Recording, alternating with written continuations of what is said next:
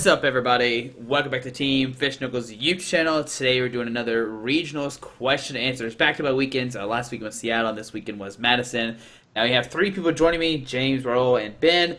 One of the three played in regionals, the other two did play in League Cups last weekend, so they have tested in this format a lot already, and I imagine this week they'll be testing a lot.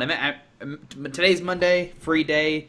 Ben might not be the only one who didn't test, everybody else might have tested today, I'm not sure. Oh, James hasn't either? Great. No. Great. Right, cool. All right. So let's talk about this past weekend and see what everybody played and how did they do. Ben, you went to regionals. What did you play and how did you do? I picked Gyarados. I went 4-4-1. I played against 5 pretty bad matchups for my 4 losses and a tie. And the rest of my games were not close. I just destroyed them. I lost to 3 Espeon Garb decks. They also all had an Oricorio. I will say that I probably underestimated the amount of Espeon Garb that there was going to be because it seemed decently well represented, not as much as Drampa. I thought that would be like 95% of Garb decks, but a lot of people playing the Espeon too. Okay. Now, going into the weekend, would you play Gyarados again coming up this regionals or heck no? Heck no. And that's probably because of the new Tapu Koko card, which is going to be legal for Madison. I think that's actually useful for a lot of decks to use besides a strictly Gyarados counter. So I'll expect to see that in people's Garb decks. Okay. Now, James, we know you went to, well, I know you went to 2 League Cups back-to-back. What were the decks you played and how'd you do? So Saturday I was in Clarksville, Tennessee, and I had built Eeveelution, and I'd actually had like an Eeveelution list that I really liked. But when I showed up, there was 30 people in the tournament, and I saw 6 to 8 Tapu Koko decks, and then like 3 or 4 Raichu decks. So I considered just not registering, but my friend Noah Sawyer let me borrow Bunnelby Garbodor for me to play with. But that was not refined, and I ended up shortly dropping after that. Day 2, I played Mega Gardevoir and ended up getting second in Madison, Tennessee. Okay, all right. Now, how about you, Raul? I know you played this weekend. I think it was just 1 cup, correct? Yeah, I just played 1. I was doing some family stuff this weekend, so on the way there, we stopped off in Richmond, and I was able to finesse my way to a cup. So I ended up playing Decidueye Plume because I had I felt like Decidueye had a pretty much good matchup against everything because Vileplume does Vileplume things. Mm-hmm. And I played the cup, and my only loss in Swiss was to Chip Ritchie, who was playing Drampa Garb. He won both cups back-to-back that weekend as well. And then in top 8, I lost to Jimmy Pendarvis in 60-card mirror because game 3 he went first, got triple Decidueye and Plume. So that ended real quickly. Yeah, put down a rally, just automatically gets knocked out. That's good to go. So, yeah. All right. So, we're going to jump into the questions. And, of course, last weekend, if you didn't live under a rock, Drampa Garb was everywhere. Garb was everywhere, pretty much. And the very first question is, what does that say? I don't even know what that means. Is that like your Twitter handle? Yeah. Oh, well, there you go. You can approach yourself. I don't care, Ben. We ain't gonna fight here. I know. I'm just going to do this every once in a while. All right, good. Got it. All right. So people watching will see it, and then, yeah.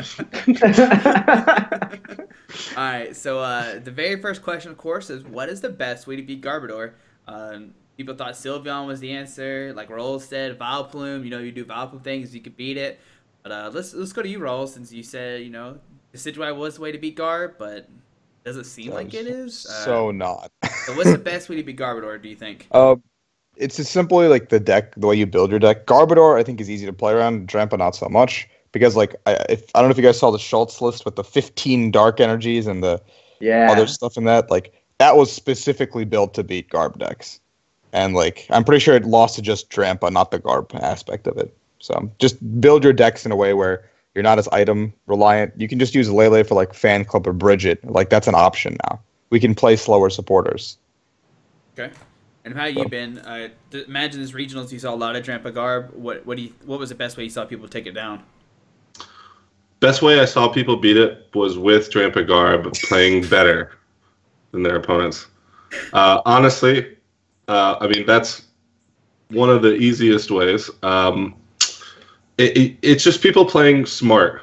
Basically, you have to play smart, and you have to be able to put on pressure at the same time. You want to balance the line between not playing items early, so you don't get yourself in a huge hole, and then at some point you just don't care anymore because you're just racing.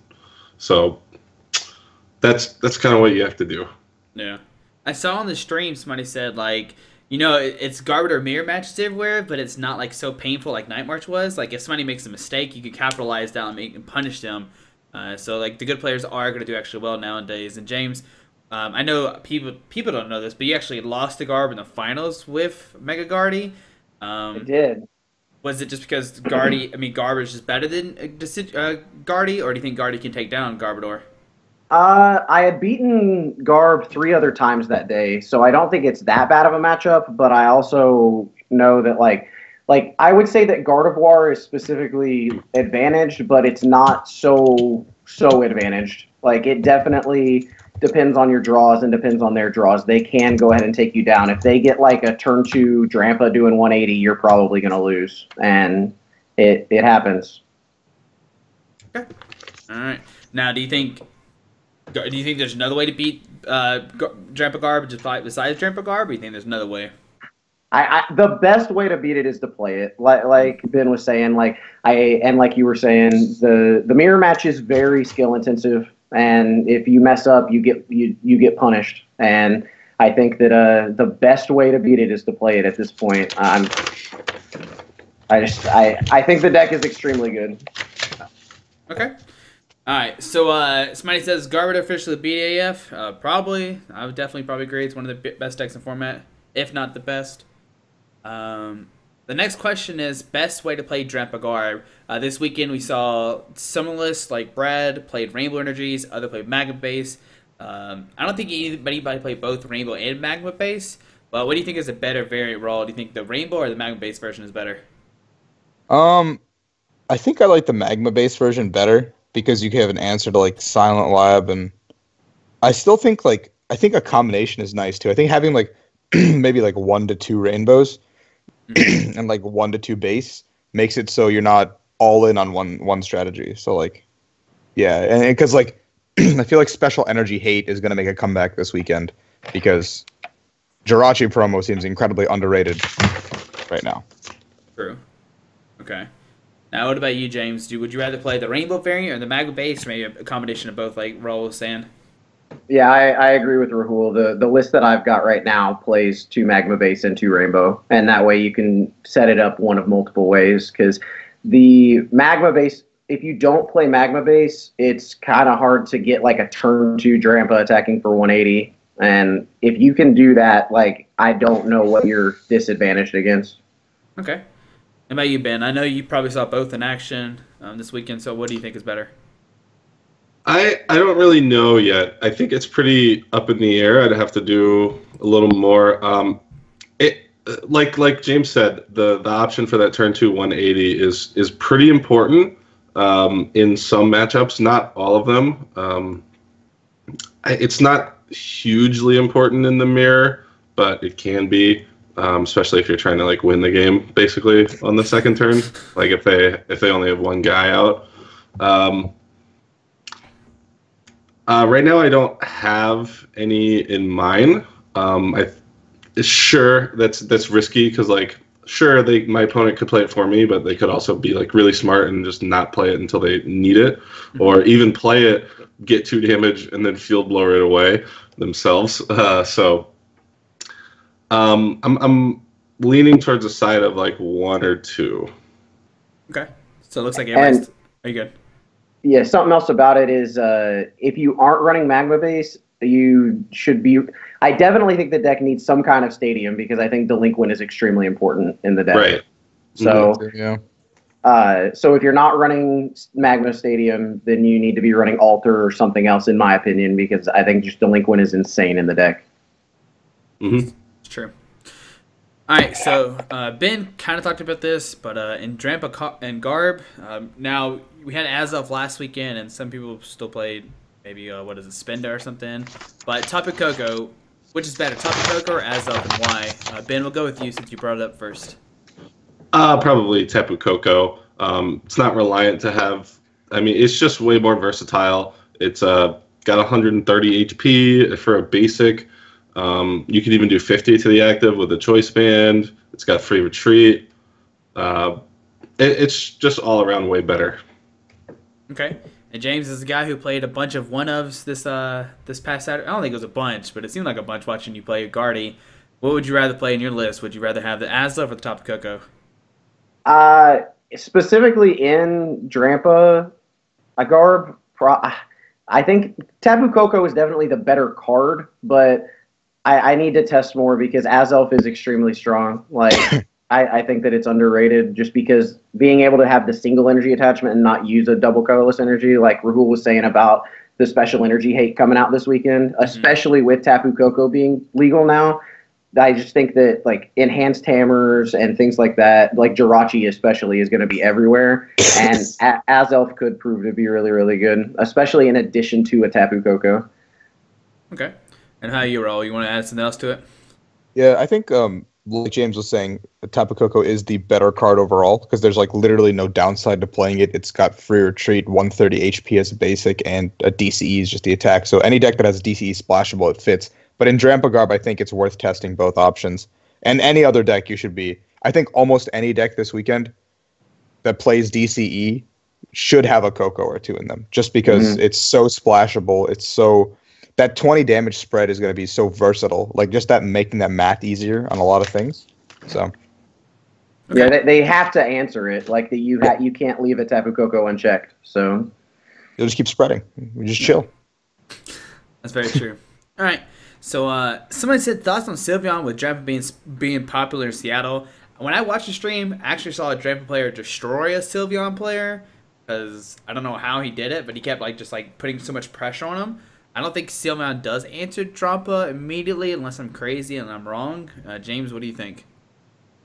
I'm not big on Sylveon, to be honest. I tried it after Virginia because it plays similarly to Lapras, and obviously I like that deck. I honestly think that actual Lapras is a better option at this point, just because you can't get turn one hexed and then killed. Not that I think either are particularly a good choice for this weekend, but I'm not big on the deck. Okay. What about you, Ro? Do you think Sylveon's a good answer to Drampa, or no, it doesn't work?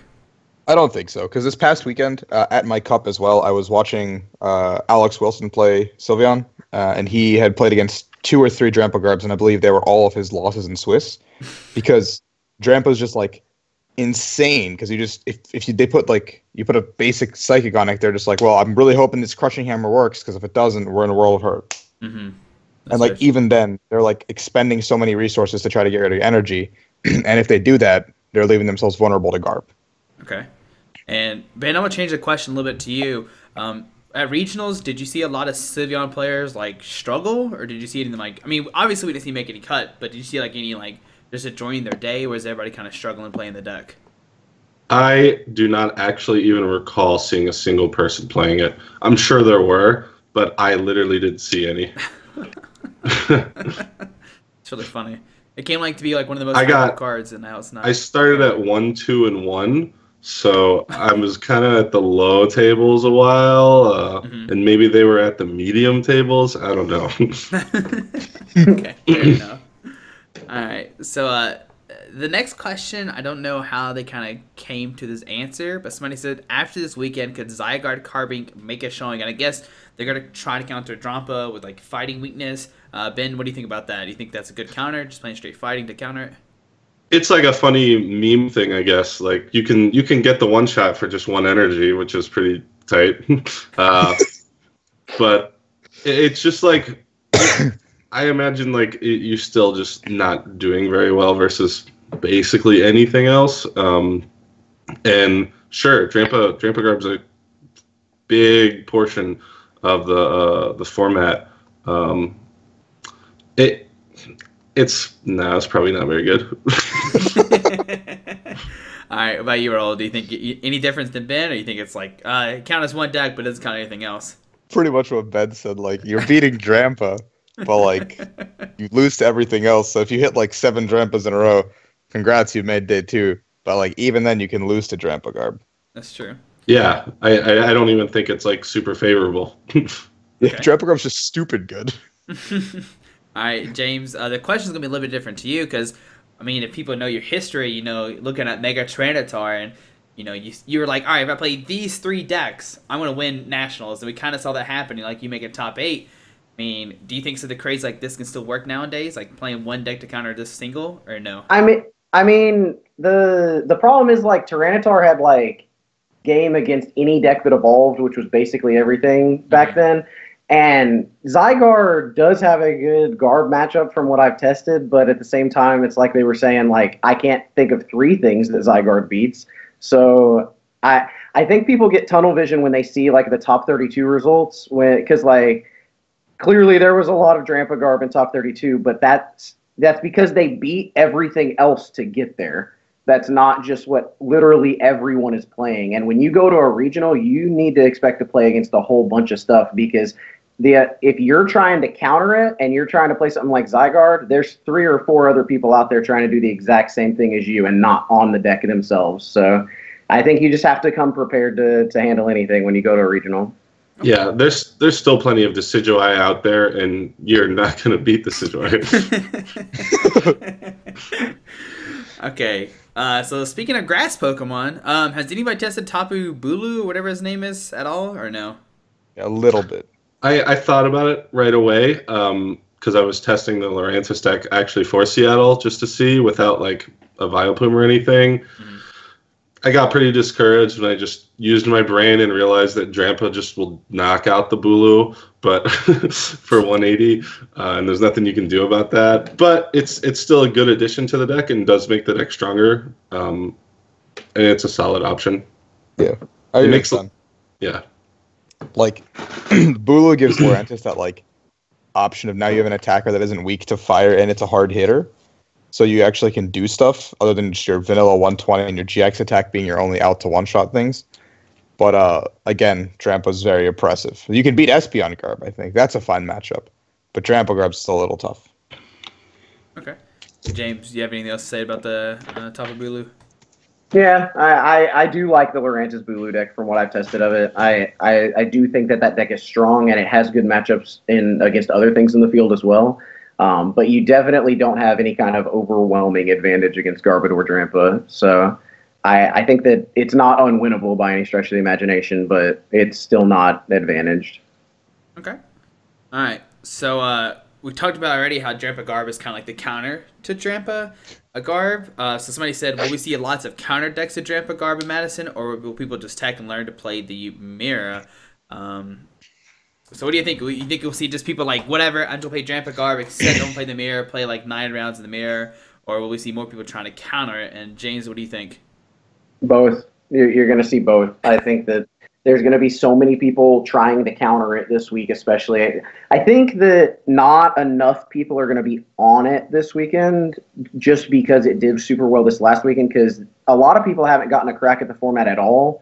And from the people I've talked to, everybody seems to have their pet deck that they think has some advantage over Garbodor Drampa, and they haven't gotten a chance to get kicked.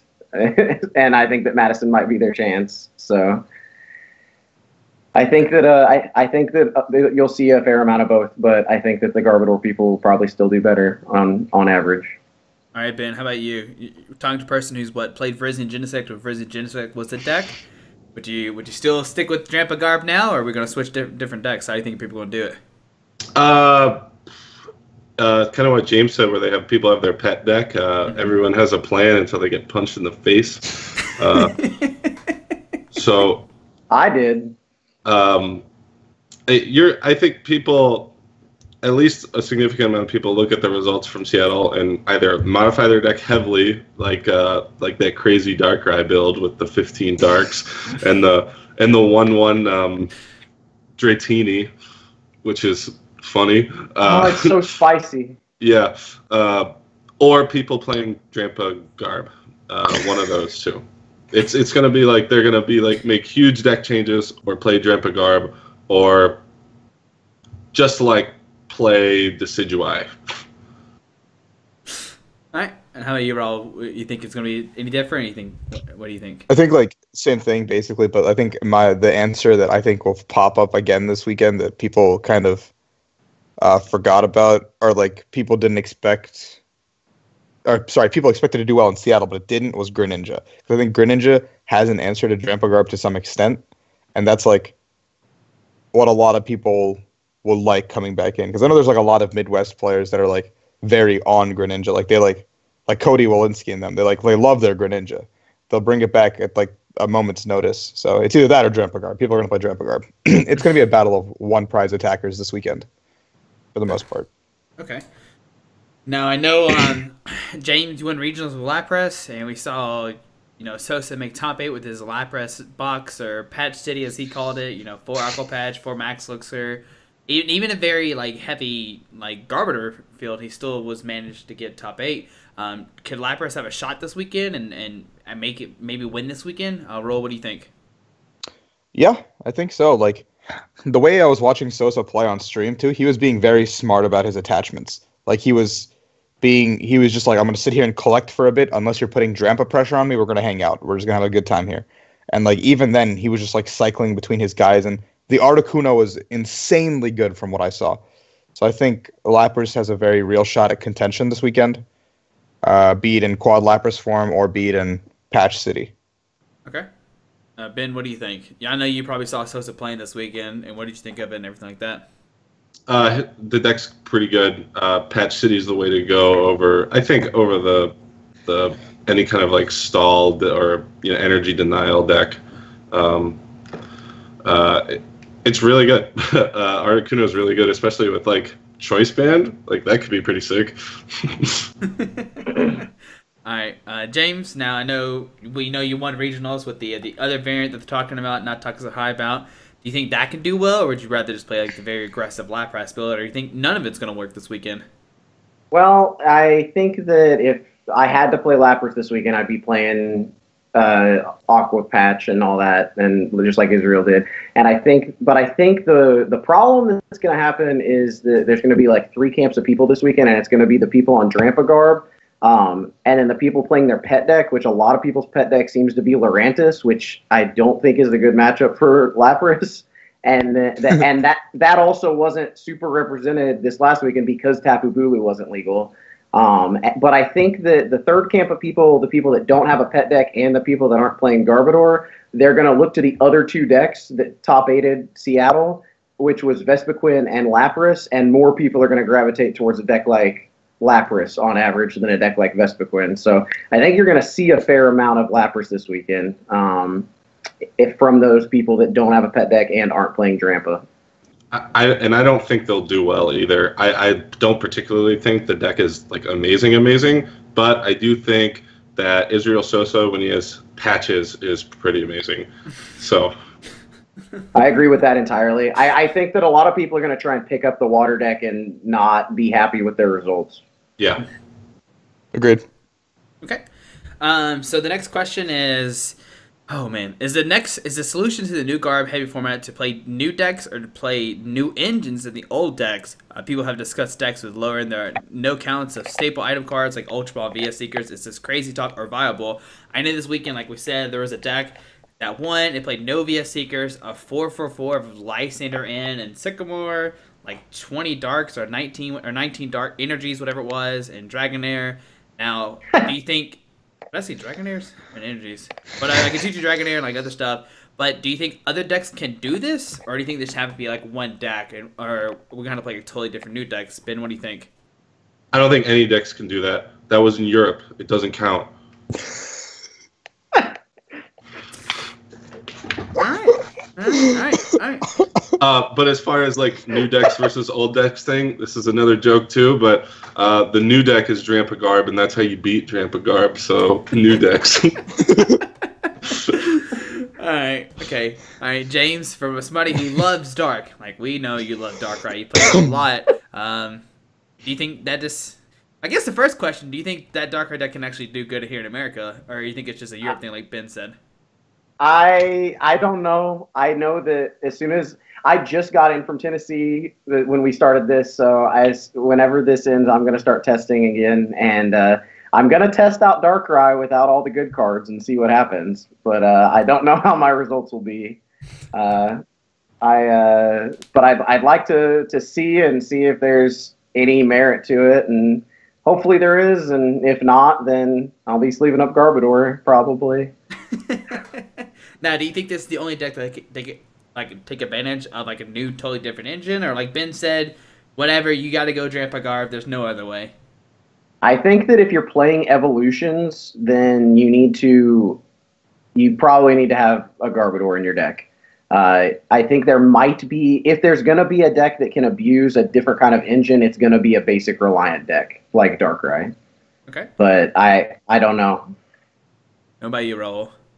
Same thing. Like it's really difficult to change the engine at this point in time because like the Ultra Ball VS Seeker engine is just so good, and if you're not playing that engine, you're going to be slower and worse against everything that isn't Garb. And Drampa still reams you, so that's the thing. So like I feel like there's a couple of decks like the Darkrai deck that can make those changes. I don't know how good it is because I haven't tested the list. It looks very cool and very fun. I want to try it, but like I feel like 15 Darks and like a lot less trainers makes it like no trainers mail just scares me a little bit in those kind of decks. So Okay. Now the next question says, one of the things that makes me worry of playing Garb is that your opponent can control your damage output to a certain degree. Do you feel that good players can simply outplay the deck? Like Rolla said, you just don't play items, you can beat Garb. But I watched James play, and James was like not playing that many item cards, and he still unfortunately lost to Garb in the finals. Now, it is like, is not playing the item cards, like, can you still beat Garb that way, or is like Drampa too much? Like, what do you think? Like, how do you go about this? Like, just not playing item cards. I mean, typically, and that's the problem, right? Is that I tried to play against it, and sometimes that works, but sometimes they just get Drampa going, and it's too much, and that's why I'm like so sold now on Garbodor, is because it doesn't matter what your opponent does, because you're either going to hit them in the face with Drampa if they don't do anything, and as soon as they do something, then Garbodor hits them in the face, and it's just. And the deck is so consistent because Big Wheel is so insane. Like, even if you have a bad hand and you Big Wheel and then they in you, then you still got a new hand. So there's like next to no downside to it. And it's especially good late game when they can't afford to in or whatever, if you get them into a spot where they're racing with Lysander. So I just, that deck's insane. I don't understand. It doesn't matter what you do. Most of the time, they're going to get you. All right, well, what do you think? I know, like I said earlier, you talked about like not playing item cards. Think it's way around it, but it's like Ben said, like way early in the video, like you have to find that fine balance of keeping pressure while minimizing your item output, and then you have to find that point where you're just like, I don't care anymore. I have to race, and you're gonna put them on a clock. I think if you're the one applying pressure in that matchup, then you're ahead. But if you're not, if you're ever being pressured, you've more than likely lost. Okay. What about you, Ben? Anything else to add to it? Yeah, if you have a deck that you need to like kind of set some things up, you need to be able to do that while playing not that many items and dealing with Drampa pressure. That's what you have to have. And if you're a deck that doesn't need to set a lot of things up, you need to be able to put pressure on Drampa without playing a ton of items. Okay. So you have to do one of those two things. And yeah, you have to not play items. Okay, so we kind of talked about Greninja a second ago. I know Raul said, you got Cody Walensky and his crew. Of course, he won Worlds with his Greninja deck, and any chance you get to win Worlds with your deck and you get to play it again, you're going to try to play it again. And somebody said, what happened to the return of Greninja? Because like the week before, I think Igor, he won a cup with Greninja? Yeah, he won a cup with Greninja. And so everybody was hyping it up and thought it was a really good deck. But Ben, did you see a lot of Greninja there, or did they just all do bad? I know you said you were kind of down the lower tables, so I don't know if you saw. I guess like saw one or two Greninjas. It wasn't like a lot of them, and they didn't do that well. I mean, it's still a pretty inconsistent deck that you just crap out and lose like a lot. And it's not even like a dominant deck over the Garb decks either. It's close, yeah. Yeah.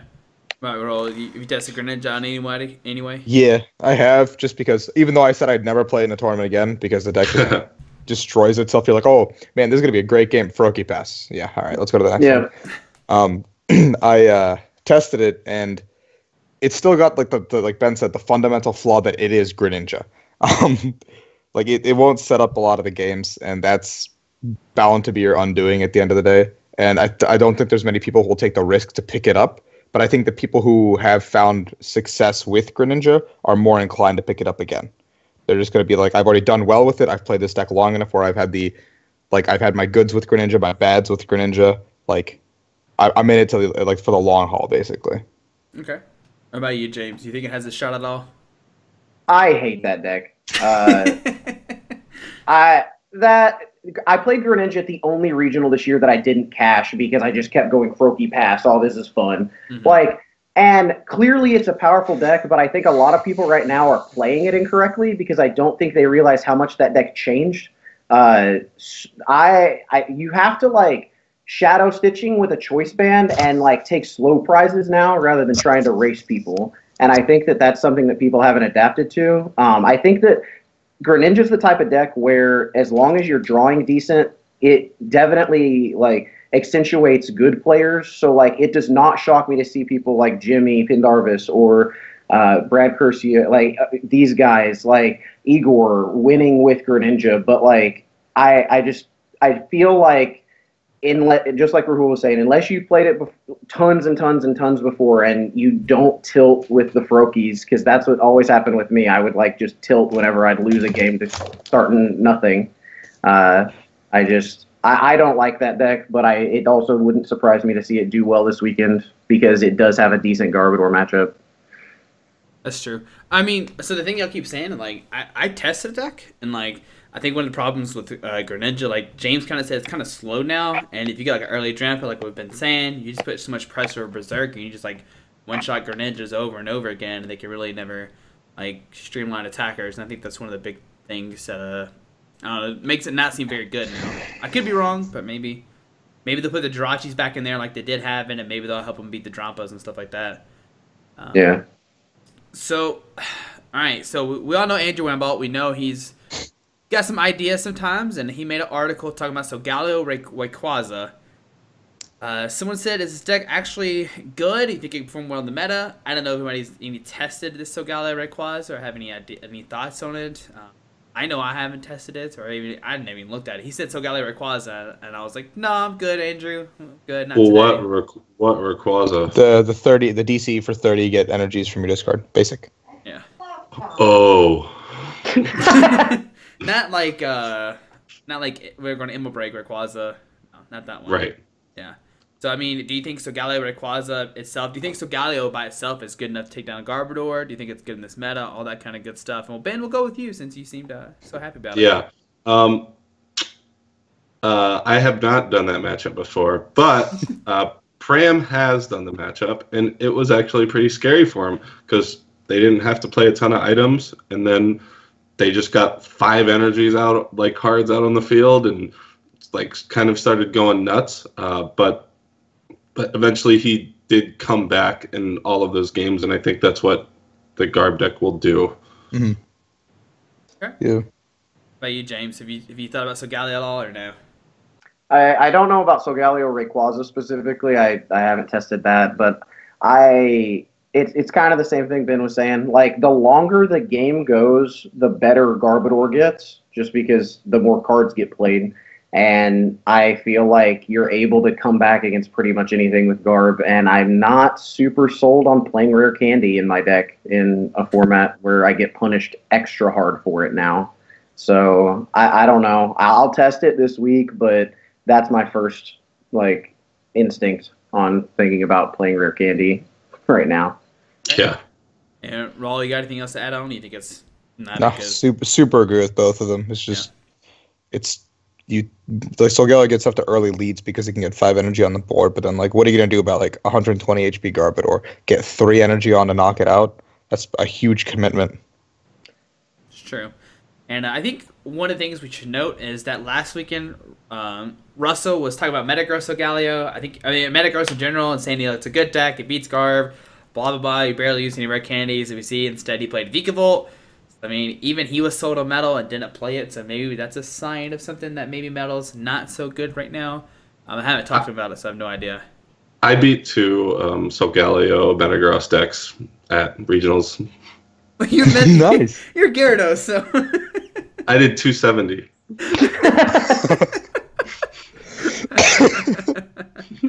Oh my goodness. All right, so the next question, I think we already kind of know this answer. It says, do you expect a similar top 32 to occur with a large majority being Garbodor, or do you think the meta will shift into a more diverse meta? I'll go Raul first. We're still going to have Drampa Garbs. We're definitely going to have Garbodor variants in top 32. I don't think it'll ever be as oppressive as it was this one tournament. Like, I don't think in the history of Pokemon this will ever happen again. But that being said, I still expect like a good 10 to 15 that make day 2. And then we'll have other decks that are like either direct counters to it or just like decks that manage to somehow dodge them all day. Okay. How about you, James? Yeah, I don't expect it to be as dominant this weekend. I mean, we haven't seen numbers like that since Gardevoir or Feraligatr back in the day. But I still think that, I don't know, like, it's just the better people get with the deck, the better the deck is. And the more time people have to play with it, it just gets better. So, I don't know. I think that there's more decks now this weekend than there were last weekend. Tapu Koko and Tapu Bulu are huge additions to the format that change things drastically, in my opinion. Definitely Tapu Koko promo. So I think it won't be as many, but I still definitely think it will have the most seats in day 2. Okay.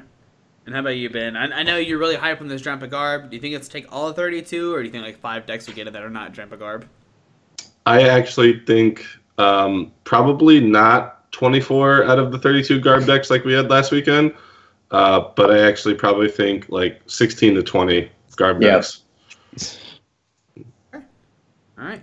So this next question is kind of long. I'm going to break it down instead into one small question. So Vespiquen got second place last weekend. Jeffrey had to take down a bunch of Garb decks. So if you're a Garb player, are you worried about Vespiquen and put an Oricorio in your deck to take down Vespiquen, or do you just not worry about it at all? Ben, what do you think? You saw there firsthand. Will you put an Oricorio in your Drampa Garb, or think you're fine without it? At this point, I would say no. There's really not that many Vespiquens, so I would be really putting a lot of like stock into playing against somebody who's good playing Vespiquen, and then like me doing that like late in the tournament. Because it's just not a very well like high represented deck in the field, and you can win without the Oricorio, obviously.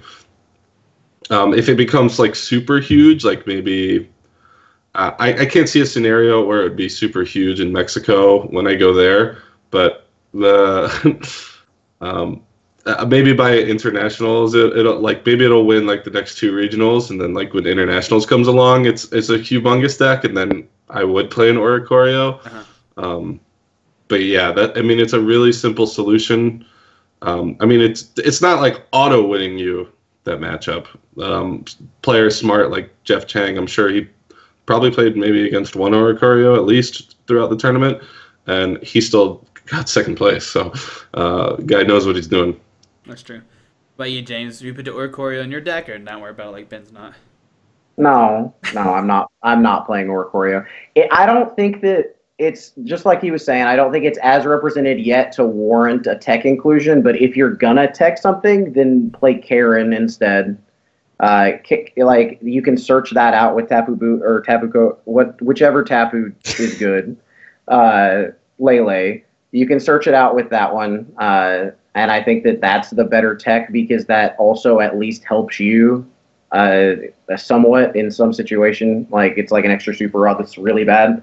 But I don't know. I really don't like the Oricorio. They have to already have 20 for it to be actually good. And that doesn't happen until late in the game when you should be ahead in the matchup anyway, in my opinion. So. Okay. How about you, Raul? Oricorio, no, like everybody else is. No, I agree with James. As a Vespiquen player, Oricorio is incredibly easy to play around, and the only way you're ever impacting is you're knocking out two attackers in the same turn. Yeah, that's like I'm never gonna let you do that. So, Karen is a much better tech because especially in that matchup, you having the ability to recycle your Garbodors and making me work for the fact that I have to knock out another one is huge. Sure, both players then become more prone to N through a Karen in the late game, but it does give the Garbodor player an easier way to access answers. I don't think it's still worth a tech spot in Garbodor because, like Ben said, nobody actually ever plays Vespiquen. There's maybe like 5 to 6 players who are like worth worrying about that ever play Vespiquen. So I wouldn't tech for Vespiquen this weekend, but that might just be biased because I'm probably playing Vespiquen this weekend. Yeah, and something I was going to add on is about what Rahul was saying, where the only time it is good at all is when you're knocking out like 2 attackers, not just even 2 guys. Like it's got to be 2 attackers for it to actually be super detrimental to the Vespiquen player, which means you're going to need like 18 Pokemon in the discard, and they only need 13 with a ban to KO Drampa, which and so they just will manipulate their discard pile until they aren't going to like overextend into it. And Zoroark's also a card. Yeah. You can set up those knockouts though with Tapu Koko. Spread, and then place them. That's four less dudes you need in the discard. That you're not wrong. Okay. So speaking of Vespiquen, how do you feel about Vespiquen this past weekend? And do you think it'll make it to the top again? Roll. You might play Vespiquen, so obviously you think it's gonna make it to the top. Yeah, so coming into this new format, obviously the deck that I would test first is Vespiquen, and I was toying around with everything else just because like I love the card. There was like the Garbodor, the new Garb was fantastic. I thought would be great. The Lycanroc seemed amazing. The Salazzle seemed really cool. I tried probably tested for 2 weeks, tried a lot of stuff, and I was just like everything pretty much sucks. Just play Vespiquen like just straightforward with attackers, and I was planning on playing it if I had gone to Seattle as well, either that or Decidueye, but the Garb matchup is not. It's very even. I think it's like probably the closest thing to an even matchup that this format has to offer, other than Garb Mirror. And it comes down to both individual players' skill. So I think it's a very niche deck for players going into this meta. You can't just pick up Vespiquen and go, "Hey, I'm going to do well this weekend." You have to be able to know what you're doing through 9, maybe 14 rounds. All right, Ben, once again, I know I keep talking about regionals, but did you see a lot of Vespiquen players there, or was Jeffrey like the only one really playing it? I may have seen one other person playing it, but otherwise 2 is the most I saw. I'm not like scrounging around the tables looking at everybody's playing. I pretty much like keep to myself at like tournaments. I know a lot of people like looking at all the decks, but I'm just like more of a let's try to contain my rage after that loss. All right, James, how do you feel with Vespiquen? Do you think it's going to do good this weekend or no? I mean, just like the Vespiquen guy was saying, you don't just pick up Vespiquen at this point. Like, if you haven't already been playing it to success at different points throughout this season, I don't recommend like trying to pick it up and just copy Jeff's list from this weekend and go with it. Because it is not easy to play. So if you are not well versed with it, especially because the Garb matchup is even, if they're better versed with Garb than you are with Vespiquen, they're probably going to win. So I would not pick it up if I wasn't already a Vespiquen player by now. Yeah. I mean, if you were about Vespiquen players, I mean, you probably think of Raul and you probably think of like maybe Alex Hill. That's the 2 guys I'd be maybe concerned about. Yeah, Alex is one of the people I did talk about extensively with the deck leading into this tournament and like other tournaments, but because we both were like very hype about Vespiquen, but I don't think he's coming to Madison because he's just gonna hit up cups. Yeah, he said he was gonna go. Yeah, so you only have to worry about one maybe Vespiquen player. So even then, don't hurt me, please. Yeah. I'm not worried about this poser. All right, so let's see here. Okay, Roll, I guess this question is for you, just because I don't think anybody else tested this. What's the best version of bees? Zoroark, Lycanroc, Zebstrika, etc.? I think Zoroark, strictly because the Zoroark gives you a fighting. It makes the Garbodor matchup more even than any other variant, just because in the early game you don't have to use as many items to set up an attacker, and you're just like you have an early answer to Drampa. You're just like, hey, I'm going to hit you because the turn one play for Garb a lot of the time is like Lele for Fan Club, or like Lele for Bridget, and so you just put up a Zora and you're like, all right, I'll do Mind Jack for 1,000,000 damage. With Choice Band, the numbers become so much nicer, and now that you have Koko promo, you can spread and make it easier. Okay. So I think Zoroark, and you could have cute techs like a Lycanroc tech or like that, but I just think having straight attackers is the way to go. All right. So let's see. This last question that's like has to do with regionals is what do I need to do to win a regionals? Ro, I don't think you've won one, have you? No. Unfortunately, not. I know the other two have, right? Ben, you have. Yeah. Yes, I have. I was there for that one. That was Madison a couple years. I was his good luck charm that weekend. He doesn't know it, but I was there. James, I know you won a regionals, obviously. So, what does it take to win a regionals? And Ben, we'll go with you first. I know you probably have some great speech to say. No, I actually just got one word: Pikachu.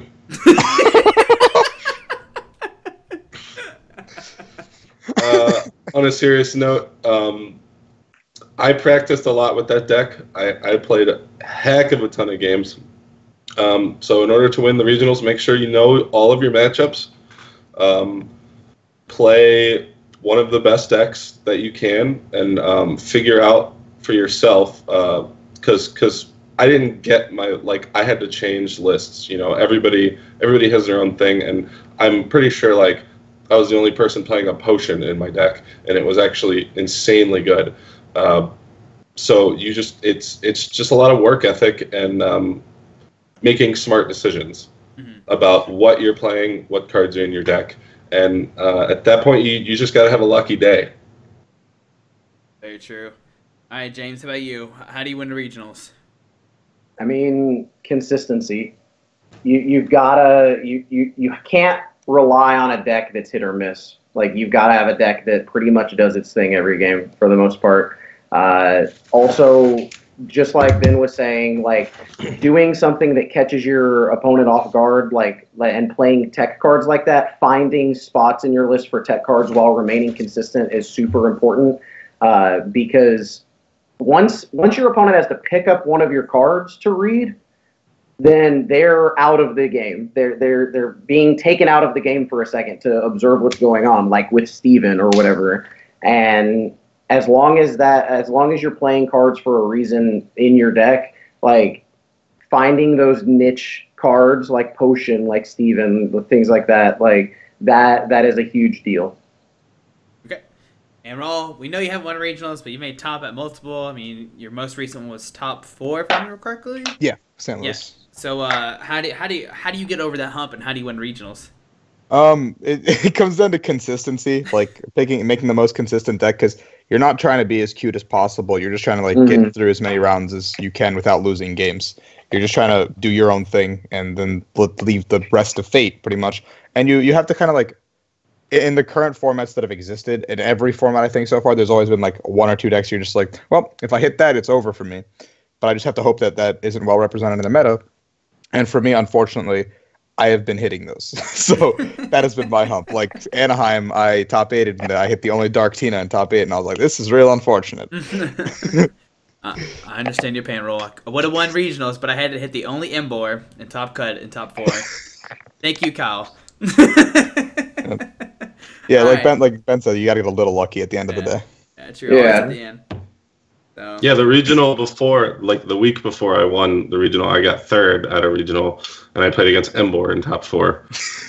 I took a game though. Yay. Did not take a game. He got turned to Delphox both games. So, thank you, Kyle. All right, so the next question, I know there's a lot of ties that happen now. One of the big questions is, when do you call your opponent for slow playing? I mean, I don't know if anybody's ever had to deal with this or not, but when do you call your judge for slow play, or when do you call a judge for slow play? And Ben, looked like you want to say something. What I've been doing normally is, if I notice that they're taking a long time for one of their decisions, I count to 15, and if they don't make a decision, then I ask them to make a decision. And then if I ever am able to count to 15 again in my head, then I call it judge. But a more bold answer, if you really want to just get to the bottom of it, is probably like when you start thinking of like, when should I call a judge for slow play? That may be the time when you should do it because it's already happening to you. Mm-hmm. And I know you don't want to piss people off, but can't make eggs without cracking a few shells. There you go. I guess that's good logic. All right. I think that's how it goes. I mean, there is $5,000 on the line, so like people got to realize, like, hey, man, this is a lot of money on the line. I'm not trying to tie here. I'm trying to win and like make cut and blah blah blah. So people have to kind of understand that now. But Ro, about you, when do you call a judge for slow playing? Usually when like Ben said, I don't do the 15-second thing, but I will. If an opponent's taking a long time to make a position, I will usually tell them or ask them politely to make a move because they're taking a long time. And if they don't do it within like the next 10 or 15 seconds, I'll call a judge. But majority of the time, if I notice a significant change in pace of play after a game one, I will usually begin to ask them to move faster or call a judge because there's a lot on the line a lot of the time. Like if I like lost game one and they're suddenly taking like 20 seconds to look at my discard, their discard on like turn 2, there's a problem. Yeah. And I know James, when we play sometimes, at the first start, we're always like kind of slow, but once we're in it, we are moving fast. We're ready to go. And I think it's what some people need to understand. Like first couple turns, it's okay to move slow. You gotta look at your deck. You gotta see his prize. Yeah. But after that, you're gonna be moving. You know what's in the deck by now. And James, when do you call a judge for slow playing? As soon as I think about it. If I have to think, just like they were saying, is if I have to think at all that I might need to call a judge, then it's already too late. So early and often is my answer to that. And for those that don't know, the correct way to call for a judge for it is to ask the judge to watch for both players' pace of play.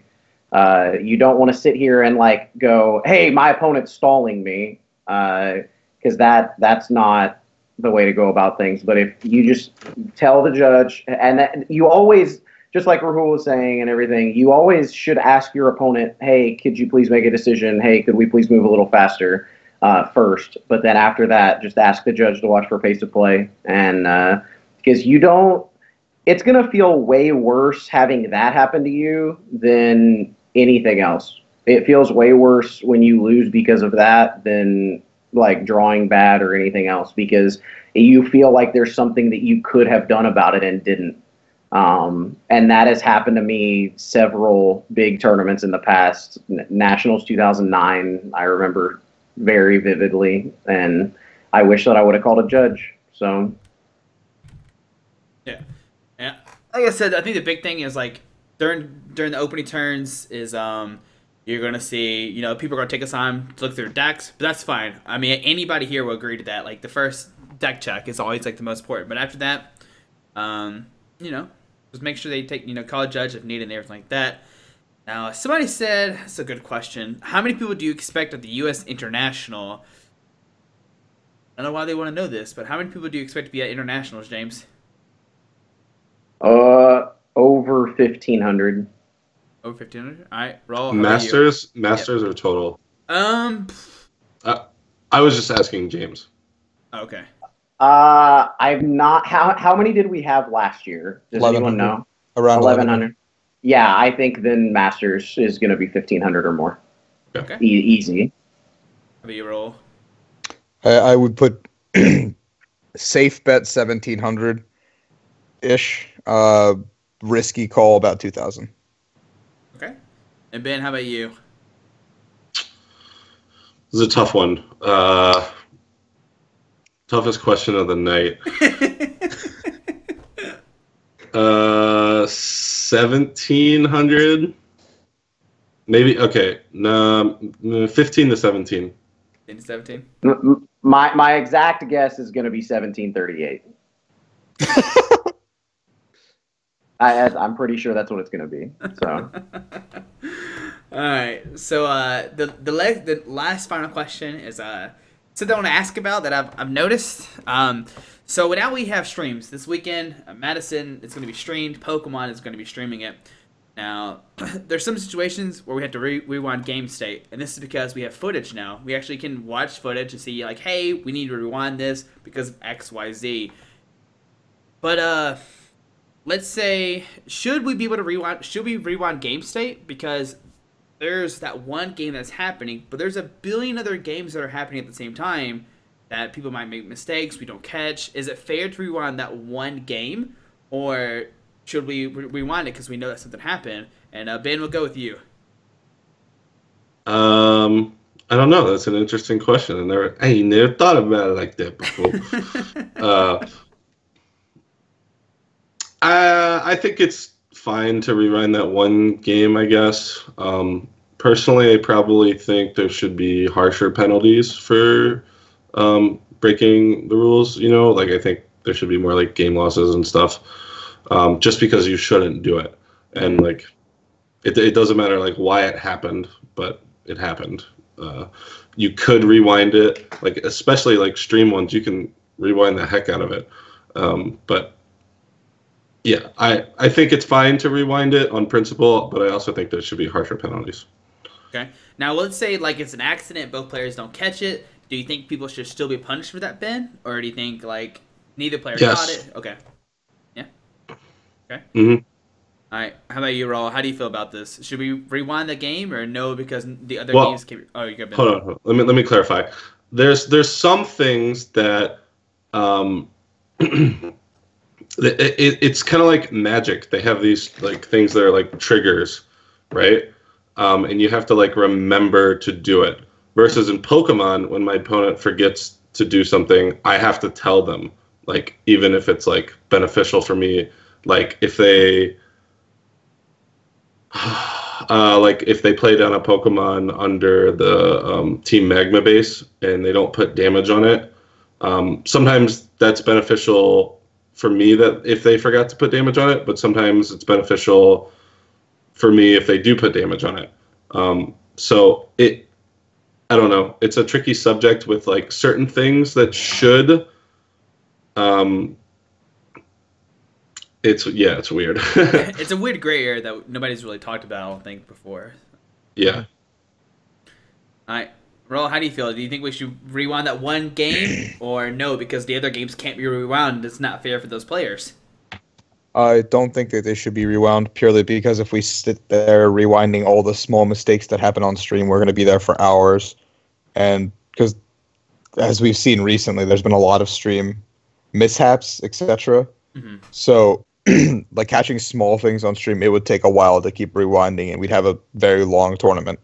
But I also agree with Ben on the principle that penalties should be harsher for things that are happening accident or not a lot of the time because, and also like on the same subject, we should have like a log of all penalties so it carries through the season. Mm-hmm. Like if somebody has done, like in a single tournament, if somebody does the same thing a couple of times, the penalty escalates. So it should be that over the course of multiple tournaments so people don't, I guess, continue to abuse I'm getting to the verge of being DQ'd, but I'm not getting DQ'd. That's a good point. I don't ever like really play with the penalties and know like the rules. I didn't know. I thought they did carry over throughout the season. I guess they don't. So they don't have like a real log where they can share between organizers. There's always hey, I saw this happen at my tournament. Keep an eye out for this kid. But there's no like I can share these penalties with you immediately. Okay. And James, about you, should they rewind that one game state or say nah, everybody else should be rewound kind of thing? I don't think that rewinding the game state should happen. I think that the stream is a useful tool because sometimes it takes players to catch things that maybe a judge doesn't see happen, even if there's a table judge there. So I think that the streaming is important. In my opinion, like there were several mistakes that happened from both me and my opponent at different points on the stream this weekend at my League Cup. I took one prize instead of two when I killed a shaman for some reason. Still can't explain how that happened, but I agree. I should have been punished harder than I got punished for it. Things happen, and they definitely should carry throughout the season as far as like the penalty discussion goes. That's the best way that we could stop slow playing from happening in the game.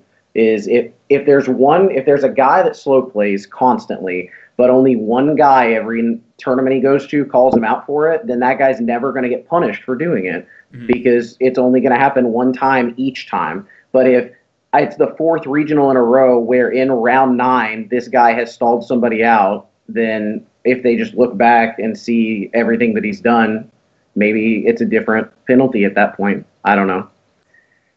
All right. I think it's good talk for sure about it. Like I said, the stream is happening this weekend. If you're playing on the stream, be extra cautious. Like they said, they might have harsher penalties. Pokemon Rule Rewind it. I mean, they're going to have maybe a judge or 2 judges at the table, and then I know the commentators catch it. They're definitely going to say something about it and make sure they try to fix it ASAP. But it's something we really haven't talked about. And I know some streams, we don't have people who can rewind game states. There's not a table judge there, somebody watching the stream, so that was an interesting topic. But yeah, on that note, does anybody want to give any shots to anybody? I don't have any, or does anybody have any questions they want to ask before we head out? All 3? I don't have any questions, but I'll wait to do shoutouts. Okay. How about you, Ben? You got a question? Nope. All right, James, you got any more questions you want to ask before we head out? What should I play this weekend, and why does it have a Steven in it? Well, you could put a Steven in Lele Garb. Yeah, you could put. I 100% have it in my list. It's sick. It's so good. I still just say play Mega Scizor and beat all the Scizor Garbs that way and the Drampas. Not the Espeon version.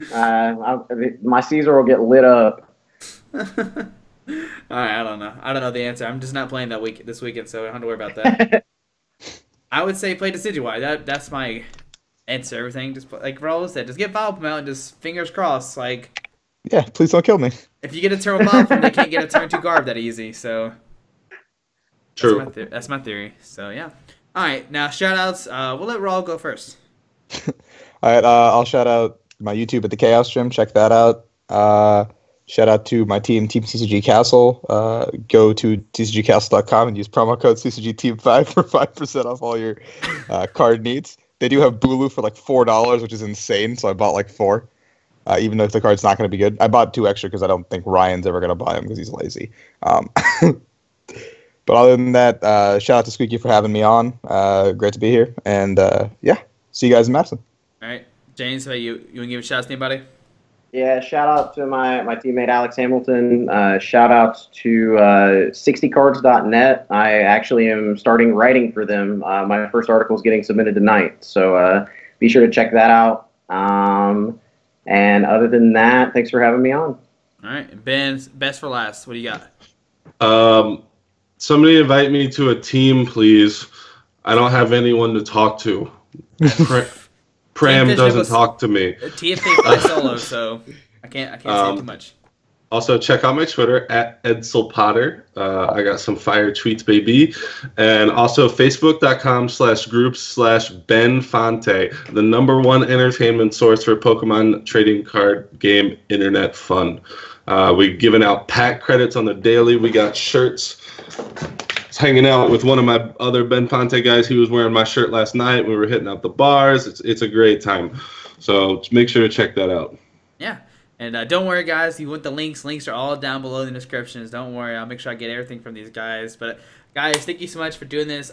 Good luck to everybody this weekend. To James, Roll, and Ben, thank you so much for doing this. And we'll see what happens this weekend. Will Drampa Garb take over? Probably. That's the big question. It probably will, though, unfortunately. Yeah. Fingers crossed, though, we see something unique come out from this weekend. But, guys, thank you again for doing this. Thanks for watching. Have a great day. Alrighty. Bye. Peace out. Alright, guys, I just want to give a quick shout out to our 3 sponsors, 60 Cards, Yeti Gaming, and the Pokemon Company International. Links to everything will be down below in the description. Thanks for watching. Have a great day. Alrighty.